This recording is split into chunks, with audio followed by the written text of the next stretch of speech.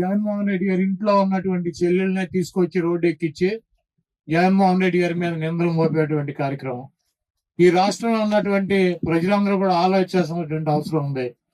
తండ్రి చనిపోయినా తండ్రి ఆస్తిలో వాటా ఇచ్చేటువంటి అన్నదమ్ములు ఉంటారు.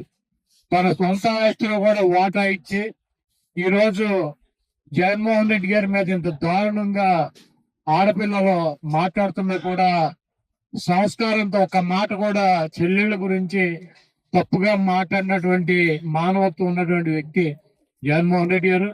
ఆయన మనం చూసాము, ఎప్పుడు కూడా దేవుడు ఉన్నాడు, ప్రజలు ఉన్నారని చెప్పి ఆయన చెప్తాడు.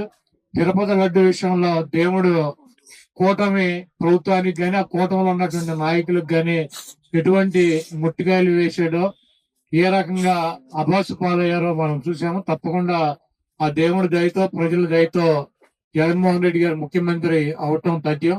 ఈ దొంగ వాగ్దానాలు ఇచ్చినటువంటి ఈ కూటమిని ప్రజలు కూటమి దించే రోజులు దగ్గరలోనే ఉన్నాయని చెప్పి తెలియజేస్తూ